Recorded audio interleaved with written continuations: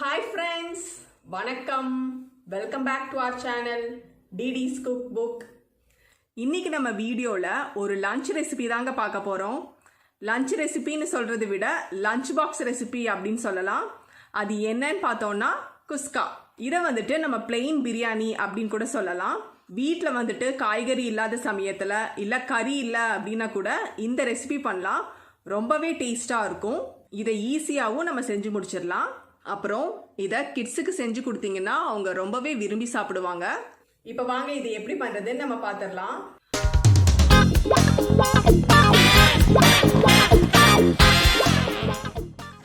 இந்த குஸ்கா ரெசிபி பண்ணுறதுக்கு ஃபஸ்ட்டு நம்ம அரிசியை ஊற வைக்கணும். இன்றைக்கி வந்துட்டு நான் யூஸ் பண்ண போகிற அரிசி பார்த்திங்கன்னா ஜீரக சம்பா. இந்த மாதிரி ரெசிபீஸ்க்கு ஜீரக சம்பா பாஸ்மதி இது யூஸ் பண்ணால் ரொம்ப டேஸ்ட்டாக இருக்கும். ஸோ நான் வந்துட்டு 1 கப் அளவு எடுத்திருக்கேன்.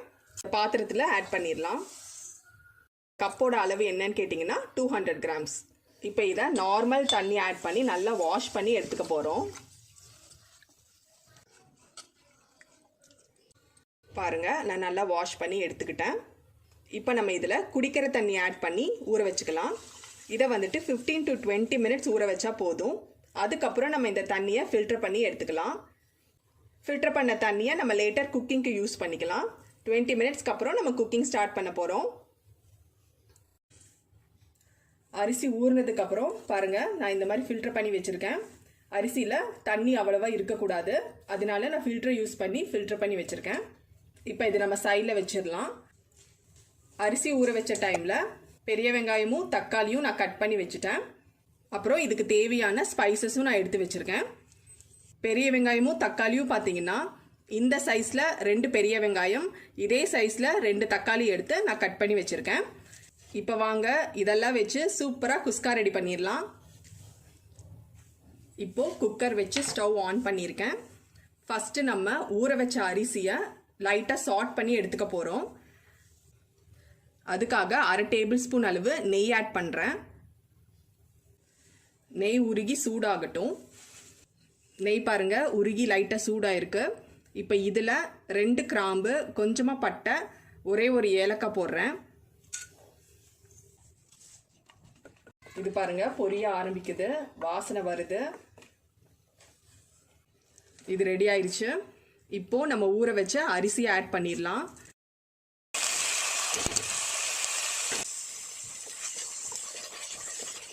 நம்ம அரிசியில் பார்த்தீங்கன்னா கொஞ்சம் ஈரத்தன்மை இருக்குது. அதை போக்குறதுக்காக தான் இந்த ஸ்டெப் பண்ணுறோம்.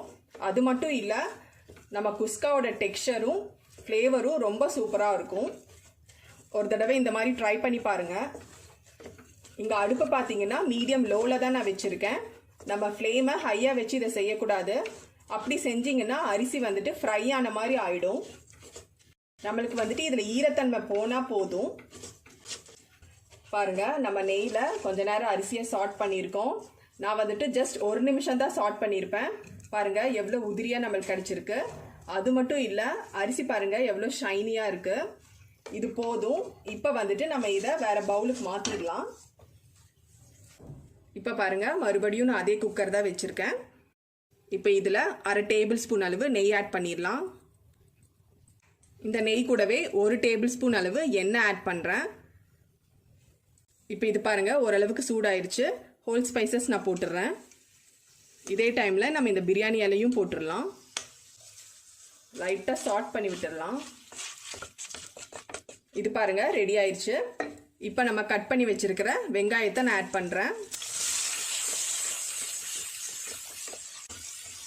வெங்காயத்துக்கு தேவையான உப்பு.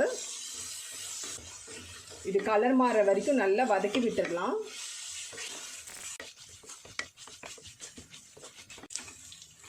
பாருங்க இந்த அளவுக்கு நம்ம வெங்காயத்தை வதக்கிக்கணும். இப்போ நெக்ஸ்ட் நம்ம தக்காளி போட போகிறோம்.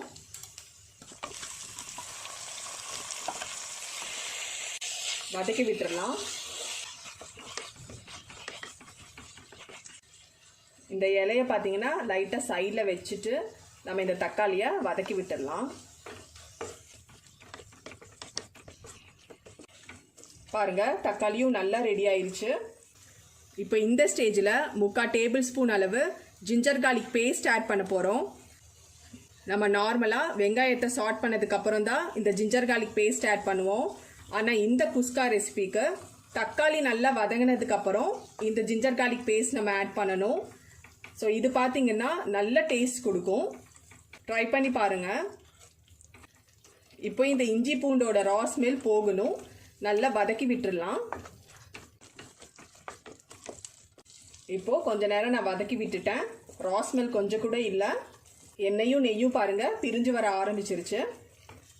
இப்போ நெக்ஸ்ட்டு நம்ம பச்சை மிளகாய் எடுத்து லைட்டாக கட் பண்ணி வச்சுருக்கேன், ஆட் பண்ணிடலாம். 1/4 டீஸ்பூன் அளவு மஞ்சள் பொடி, 1 டீஸ்பூன் அளவு மிளகாய் பொடி, நெக்ஸ்ட்டு 1 டேபிள் ஸ்பூன் அளவு தயிர். திரும்பவும் வதக்கி விட்டுடலாம். நான் வந்துட்டு நல்லா கலந்து விட்டு கொஞ்ச நேரம் நான் வதக்கி விட்டுருக்கேன். இது போதும். இப்போ நெக்ஸ்ட்டு ஒரு கையளவு புதினா ஆட் பண்ணுறேன், கிளறி விட்டுடலாம். அவ்வளோதான் பாருங்கள், இது ரெடி ஆயிடுச்சு. இப்போ நம்ம தண்ணி சேர்க்க போகிறோம். நம்ம இந்த கப்பில் அரிசி எடுத்துருக்கோம், இதே கப்பில் 1.25 கப் அளவு தண்ணி சேர்க்க போகிறோம். நல்லா மிக்ஸ் பண்ணிடலாம். நம்ம வந்துட்டு ஜீரக சம்பா ரைஸ் எடுத்திருக்கோம், அதனால தான் இந்த அளவு. சப்போஸ் நீங்கள் நார்மல் ரைஸ் எடுத்தீங்கன்னா அதுக்கு தகுந்த மாதிரி நம்ம தண்ணி ஆட் பண்ணிக்கணும். நல்லா மிக்ஸ் பண்ணதுக்கு அப்புறமா உப்பு காரம் நம்ம செக் பண்ணிக்கணும்.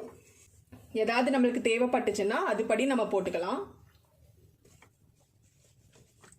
இதில் பார்த்தோம்னா உப்பு கொஞ்சம் பத்தலை, போட்டுடலாம். உப்பு போட்டதுக்கப்புறம் நல்லா மிக்ஸ் பண்ணி விட்டாச்சு. இதோட கலர் பாருங்கள் எவ்வளோ சூப்பராக வந்திருக்கு. ஸோ நான் வந்துட்டு நல்ல பழுத்த தக்காளி யூஸ் பண்ணேன், அதுக்கப்புறம் காஷ்மீரி சில்லி நான் யூஸ் பண்ணியிருக்கேன். ஸோ இப்போ இது வந்துட்டு நல்லா கொதிக்க ஆரம்பிக்கட்டும், நம்ம வெயிட் பண்ணலாம். சீக்கிரமாக கொதிக்க ஆரம்பிக்கிறதுக்காக நம்ம மூடி வச்சிடலாம். கொதிக்க ஆரம்பிச்சிருச்சு, நான் ஓப்பன் பண்ணுறேன். இப்போ கொஞ்சமாக நம்ம கொத்தமல்லி சேர்க்க போகிறோம். அப்புறம் 3/4 டீஸ்பூனுக்கு கொஞ்சம் கம்மியாக கரம் மசாலா. ஸோ இந்த அளவெல்லாம் பார்த்தீங்கன்னா 200 கிராம் ரைஸுக்கு தான். நீங்கள் ஜாஸ்தியோ கம்மியோ போட்டிங்கன்னா அதுபடி நம்ம போட்டுக்கணும். இப்போ கடைசியாக நம்ம ரெடி பண்ண அரிசியை ஆட் பண்ணுறேன். நல்லா கலந்து விட்டுடலாம். கலந்து விட்டுட்டு உப்பு காரம் செக் பண்ணிக்க போகிறோம். அரிசி ஆட் பண்ணதுக்கப்புறம் உப்பு கொஞ்சம் கம்மியாகலாம். ஸோ அந்த மாதிரி எதாவது இருந்துச்சுன்னா அதுபடி நீங்கள் போட்டுக்கோங்க. இதில் பார்த்தோன்னா எல்லாம் கரெக்டாக இருக்குது. இப்போ திரும்பவும் இது லைட்டாக கொதிக்க ஆரம்பிக்கட்டும். நல்லா கொதிக்குது. இப்போ வந்துட்டு கொஞ்சமாக நெய் ஆட் பண்ணுறேன், நல்லா வாசனையாக இருக்கும், அதுக்காகத்தான். இப்போ நம்ம குக்கரை மூடி வச்சிடலாம். ஸ்டீம் வருது, வெயிட் வச்சிடுறேன். இப்போ நம்ம ஒரு விசில் விட போகிறோம். அதுக்கப்புறம் 5 to 7 minutes இதை சிம்மில் வச்சு நம்ம இறக்க போகிறோம். ஸோ இப்போ பார்த்தோன்னா ஒரு விசில் வந்துருச்சு. 5 நிமிஷமும் நான் சிம்மில் வச்சுட்டேன். நல்ல வாசனை வருது. ஸோ இது ப்ரெஷர் இறங்கட்டும், நம்ம ஓப்பன் பண்ணி பார்க்க போகிறோம். பாருங்கள், ப்ரெஷர் நல்லா இறங்கியிருக்கு. இப்போ நம்ம ஓப்பன் பண்ணலாம். வாவ், பாருங்கள், நம்ம குஸ்கா சூப்பராக ரெடி ஆயிருக்கு. வாசனை அவ்வளோ நல்லா வருது. ஃப்ளாட்டாக கரண்டி யூஸ் பண்ணி பார்க்கலாம். பாருங்கள், ரைஸ் கரெக்டாக வெந்து வந்திருக்கு. நல்லா குழையாமல் கரெக்டாக வெந்து வந்திருக்கு.